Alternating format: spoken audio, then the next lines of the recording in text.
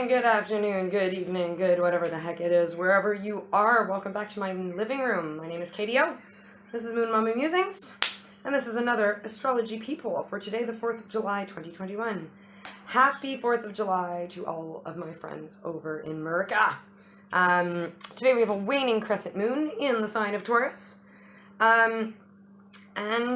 Yeah, we've got a busy day in astrology, so I'm gonna hop right into it. The sun's a little bit weird at my regular spot, so we're going to have to just deal with it. I guess I need to be illuminated only right here. Anyhow, let's get straight to it. Let's start with our friend the moon. The saga continues with this like Game of Thrones-esque medieval story of this beautiful feminine, the moon, in her subconscious ways, like queen of all that be, with her protectors Venus and Mars, the warriors, her husband the sun, the king, and all of the other fools and knights and whoever else they may deal with. It's quite the epic story, my friends. Let's start right away. We've got the moon in conjunction with Uranus. Uranus is the planet of unexpected upheaval. It is the tower of astrology. Uranus is retrograde in this, or sorry, it's not retrograde. It is in the sign of Taurus. It has been for a long time. It is direct. I'm sorry, it is not retrograde. Sorry, I take that back. It is in the sign of Taurus, and it has been for a long time, and it will be for quite some time to come, which is all about its values, its senses of structure, its ways that it doesn't want to budge the way that it does want to budge. And being the planet of upheaval, it's very interesting that it's been hanging out in the sign of Taurus, being that Taurus is one that doesn't like to change very, very much, all right? So this is an unexpected upheaval, yeah? It's invasion of the body snatchers.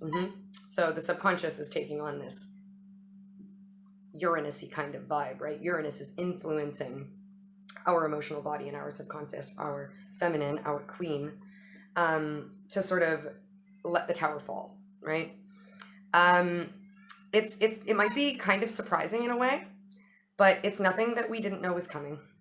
Like, right, we're subconscious beings. We understand our subconscious now. We saw this coming. We knew it was coming very, very well. Yeah, it is here. It's things that we knew were true. We may have been crabbing around them, skirting around them, but excuse me, miss. Sorry. But we're seeing them differently now. It's very hanged man vibes. The upheaval has happened, but instead of trying to hold the tower up now, we're letting it fall. Yeah, we're letting the tower fall, and it's like we know it's for our betterment, and it may not be super comfortable, but we're still doing it. All right, so the moon is also making a square with Venus. And I think this has to do a little bit with our upheaval, right? It's like our feminine warrior is encouraging us to make some move that we aren't really ready for, or we feel we aren't ready for. That we don't really like this idea. It's like your subconscious body, your emotional sense is this queen, right? Standing over the table in Storm's End, looking at the pawns, looking at the way the war is going, and the warrior queen, the warrior feminine comes back in, screeching in, says, I have an update for you. This is what's happening. We have to do this right now. We have to make this move. And you're like, that seems extremely risky. I don't know if I like that idea. It looks like we're going to be putting ourselves in a really vulnerable position. And the warrior feminine, right? Our feminine, our Venus is kind of going, trust me on this one. Seriously, you may not see it right now, but I've been in the thick of things, and I know that you trust me, and I know that you know that I'm right. So just trust me. If there's ever any time that I need you to trust me on this one, trust me on this one. And you're like, I don't know about this. So it's like you're taking this moment to consider what has been advised. Yeah. We also have the moon making a square with Saturn. So we have brought in the executioner. It has been sentenced. The head has been chopped clean off of Saturn's shoulders with regards to this old thing that we thought was always going to be part of us, or that was part of our personality, or something that we could never change. Some institution, maybe it's religion for some of you, maybe it's a belief system, maybe it's what you think you're worthy of, or whatever it may be. An old structural idea that you've been carrying for a very long time that has been, the head has been lopped right clean off of it, and the new head has grown in its place, right? This is the last Astrology Peephole, we talked about this. So we now know, okay, we've reworked that. We've managed to lop off the head of Saturn that wasn't serving it, and now it's come back down. It's no longer the crazy seething beast. It's come back down to itself, and it's got this new head that we know we can trust now, right? And this is the one that's going to be for a long, long, long time. But we're still having a hard time getting rid of the ghost of the original head. It's like every time we look at Saturn, we know that it's different now, but we still have a hard time not seeing it for its old head, right? It's like, it's the idea of a ghost limb, right? They mention a lot of the time when people, like amputees, someone who has had a limb amputated, they still feel the arm for a long time after. And it's like the nerves are just so used to being able to fire that there's like this sensation it's almost as if they still have the limb, right? So it's like you're coping right now with giving up the ghost of the old you. You're still getting these little triggers where you go back to your old patterns, but you're being very much encouraged to say, like, easy does it, my friends. Remember, you were there for Saturn's head being chopped off. You saw the old head roll away and poof into a pile of smoke or dust or whatever. You know that it happened. You saw it with your own eyes. So you know that this new head you can trust, right? But you just have to like stop going back, trigger effect, trigger to the old way. Something like that. I also got the imagery of like a coconut. Yeah. You take the coconut, you lap its top off, right? And you pour out the water, and then you like scrape out all of the flesh. And what's left is the husk. There's nothing left for you in that coconut, right? You've taken all the stuff that you can use out of it, and all that's left is the husk. And in fact, the husk is something that you can, in Thailand, we burn it to keep mosquitoes away. You can use it to plant certain plants in. It's like a very nourishing, it's a good thing. Like it needs to be transformed, right? So it's like, that's it, is they're saying like, take the husk of the coconut and do something new with it, because it's no longer serving itself as a coconut, right? We have to reimagine this thing. Forget about it as a coconut now. You have to see it as a fertilizer or as a means of protection or something like that. All right, we have the moon making a sextile with the sun. So this is the head and the heart are starting to work together, but they're still kind of like tripping all over each other. I got this vision of thing one and thing two, right? Thing one and thing two in the Cat in the Hat story, they work pretty, like usually they're causing mischief together, but every so often, pew, they go off in opposite directions and cause individual mischief. So I'm getting that it's like if we're going back to our medieval thing, it's like the queen and the king have both been pitched this idea, and they're not really talking about it to one another. They both know about it, but they don't know each other knows about it. So they're kind of like off in their own way, like contemplating it and considering it and like doing their own thing, not realizing that the other is doing the exact same thing. And if they actually put their heads together, they would be a lot more productive. So yeah, thing one and thing two, they're really, really, really good at causing mischief when they're together. But when they're apart, oh yeah, they're good at it individually. But it's like something special about when they're together, the particular lovely mischief that they cause, right? So yeah, that's what it is. We also have the sun in a square with Chiron. And this I think is really, really interesting, because it's like over the king's side of things where he's doing his contemplation. It's like he's being presented, he's being challenged by his old wounds. Like his trigger for himself is going like, no, we can't make that move, because the last time I made that move, it bit me in the ass. Yeah. I've got a wound already. It's like he's got a battle scar from doing that exact same war maneuver that he's seen it go awry, and he doesn't trust that it can work. But I'm hearing that it can work.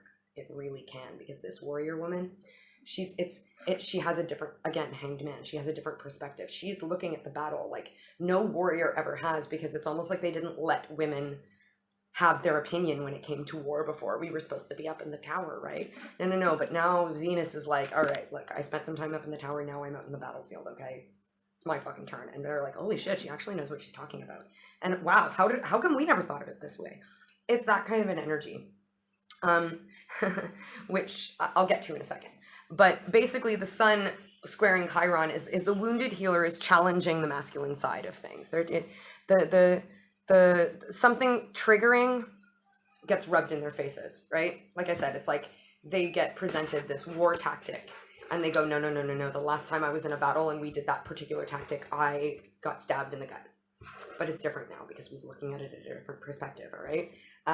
But yeah, it is very triggering for them when this sun gets presented with this war, they freak out, they yell and they scream and they cry and they don't know what to do and they recluse and they bang their feet on the ground, they throw a proper tantrum, okay? But it's all because they're like, it's all because they're afraid. It's fear, it's anxiety caused by old wounds. But they're forgetting, right?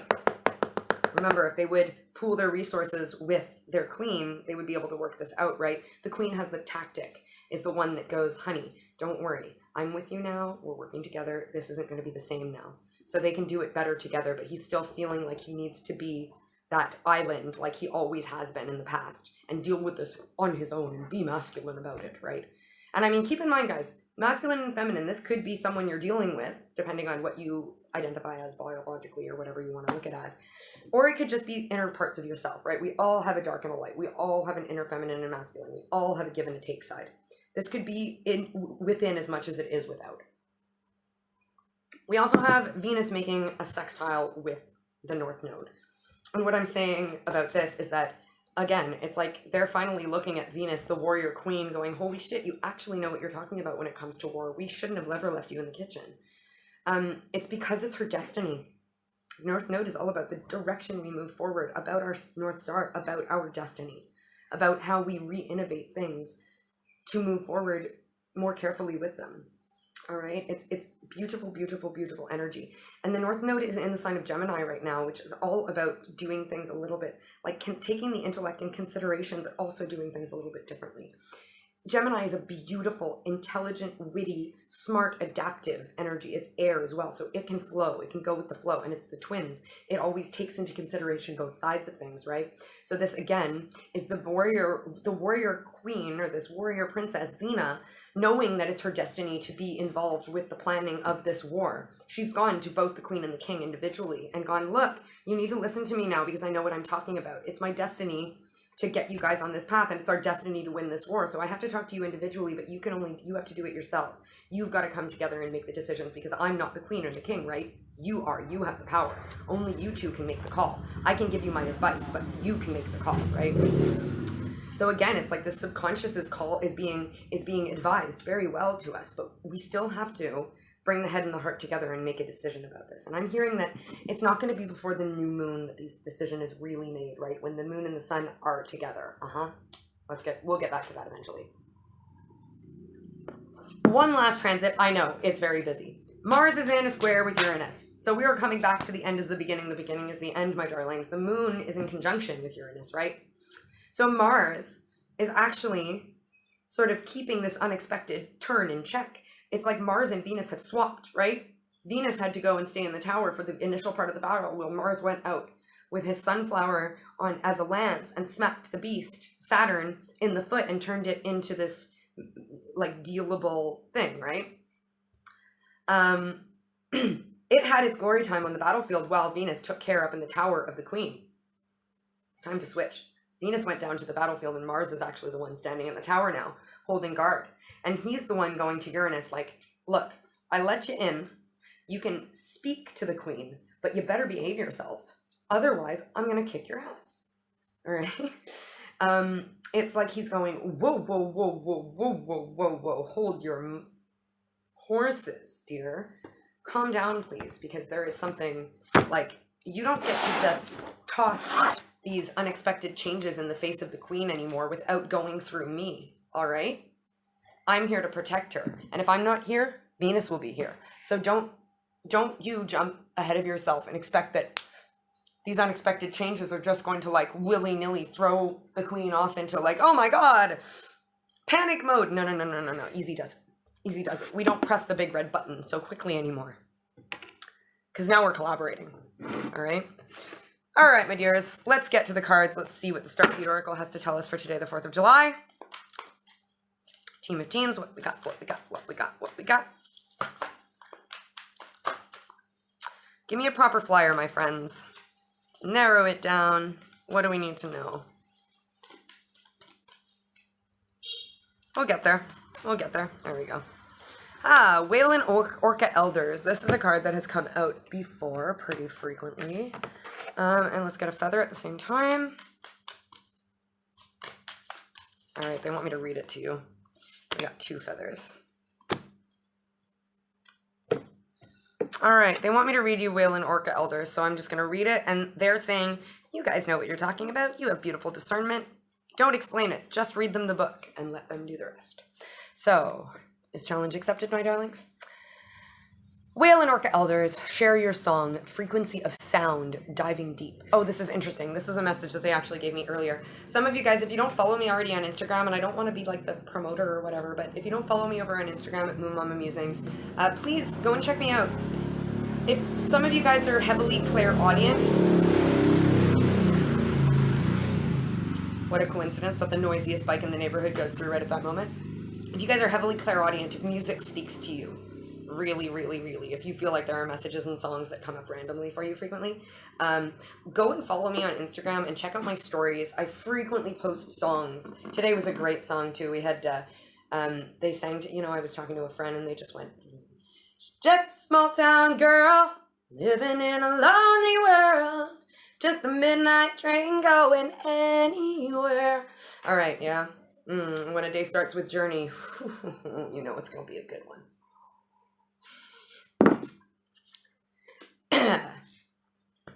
The Whale and Orca Elders are benevolent cosmic beings here to anchor a frequency of love onto the planet, to harmonize it with their song. As they weave around the oceans, they do so much more than any of us know. Their physical presence affects Earth's magnetic field, and their harmonics call us to wake up and remember our own soul's song. Looking into the eye of a whale is something you'll never forget. Whales see into your very being, and in an instant, you're changed forever. They see beyond the physical, the woundings, the identity, the personality, the story, the mask. They see right into your soul. If you pull this card, you're being called to surrender to your deepest truth and share it with potency. To bow to who you truly are. To stretch your heart wide enough to hold it all. To leave your fears, doubts, and baggage at the door. To question any part of you that doesn't feel good enough. The Whale and Orca Elders want to give you and others the privilege of seeing who you truly are, and for you to see the same in other beings. Drop your hang-ups and personality flaws, and get busy revealing the unique note your soul came here to sing. What is your heart song, darlings? Sing it loud and proud. Allow the song that echoes in the 4 chambers of your heart to emanate in all 4 directions. Peel back the layers of suffering and pain, and reveal to others the soul's true song. And endeavor to see the soul of all those you need. Starseed Soul Inquiry. How are you being called to share your soul's unique song? Guys, sing your heart song. Maybe some of you are really, really, really connected to the ocean. Maybe some of you are very connected to whales, dolphins, orca whales. Maybe some of you guys have had extreme experiences when it comes to some of these creatures. But you're being called right now to tap into your heart song. You know what it is. You can't deny it anymore. I am hearing people can lie. Energy can't. And you know what your energy is telling you. We have 2 feathers here, my dears. We have the blackbird. This one here. The magical and unique qualities of your untapped potential are unfolding now. And the dove. Feel and allow a deeper sense of peace to fill you now. This is a divine quality. Blackbird singing in the dead of night. Take these broken wings and learn to fly all of your life. You were only waiting for this moment to arrive. Blackbird fly into the light of a dark black night. Guys, you're bringing the light into the darkest, blackest night. You've gone through your dark night of the soul, and now you're coming out on the other side, and you deserve the peace that comes with working through the shadows. You've done it now. Congratulations. Now it's time. It's over now. You've got this very black feather here, followed up by this lightened feather, right? It's black, gray, and white, and it's mostly gray, right? Yes, there is a very important balance of the duality of dark and light. Remember, Gemini energy, it's the twins, it's duality, it's understanding both sides of the coin. But the majority of this feather is gray, which suggests integration, right? It's like if you have 2 pots of paint, one is black and one is white, and you pour them together, you temper them together, you alchemize them together, you're going to get some shade of gray, right? So it's a mixing together of the shadow and the light, my friends. It's a mixing together of the masculine and the feminine. We are working towards integration. And yes, there's some hiccups in our path, but we are working towards that integration. And I'm hearing very strongly that for some of us, like I said, the new moon, guys, it's going to be a whole different ball game once the new moon hits. July is meant to be a very big month for us, and it's meant to show us duality. I'm called to remind you guys about Cancer symbol. It's a 6 and a 9. But if you look at a 6 and a 9, it's the same symbol, just different depending on the perspective that you have of them. But when you're a hanged man, a 6 and a 9 is all relative, right? The symbol for Cancer is a 6 and a 9 on its side, right? Two symbols, same but different, as we say here in Thailand. Two symbols, but different depending on which side you look at them from. Intertwined, right? The snake chasing its own tail. Destiny. The cycles of karma. The masculine and the feminine, the yin and the yang. It is duality in its true sense, and Cancer season is all about showing this to us. And this Cancer season, yes, they got to beat us up a little bit in the beginning of the month, because they need to give us these moments where we really prove to ourselves that we've done this, because that's the kind of people we are. We fuck shit up here, like Missy says, all right? We're really good at self-sabotage. We're really good at ruining our own progress, at shooting ourselves in the foot. So this little phase here, they've traded our shotgun for a Nerf gun. And yeah, we're still shooting ourselves in the foot, but it's soft now. It just bounces off of us. Or it sticks to us for a second, and then it's a tiny little shitty suction cup, so it falls off, right? Yeah, you still shot yourself in the foot, and you're like, oh, but you're like, oh, thank God that wasn't a real bullet, right? I've done that before, and it sucked. Well, we don't do that anymore, okay? We don't shoot ourselves in the foot, but we're still reminding ourselves that we don't. It's like Nicorette gum or something like that. You're putting yourself a little bit of a replacement just while you get used to not doing it anymore, and then you throw away the replacement too, right? You're not going to chew Nicorette for the rest of your life when you quit smoking. It's training wheels on the bicycle, right? You're moving away from the little kiddie car with the, like you do the little things, but it's 4 wheels around you, right? You're moving into your bicycle, but you've got a training wheels, the Bardo period, where you've got the training wheels that you just put onto a 2-wheel bike. You just screw them on, yeah? So you're still driving around with the training wheels, but they're not really touching the ground too much anymore, my darlings. Every so often you take a turn and one of them crosses the ground. But they're those training wheels that are meant to not really touch so that you just get your confidence, yeah? This is what it is. This is what it is. Just jump off the cliff, guys. Anyway, here's what it is. That's it. I will see you guys tomorrow. I'll be back here for another Astrology Peephole. And then we'll be back on the 6th of July? Yeah, the 6th of July for a live for the moon transit through Gemini, and I'll remind you all of that later. Like and subscribe, do all that crap. I don't want to, whatever. You know the drill. All right. I'm going to leave it at that. I'm sorry for anything you're going through, or if I made you feel a certain way. Thank you so much for being a beautiful, beautiful, beautiful, beautiful human. I love you to the ends of the earth and to infinity and beyond. And I accept this, and I hope you do too, but if not, that's all right. Catch you tomorrow, or whenever I catch you. Until next time.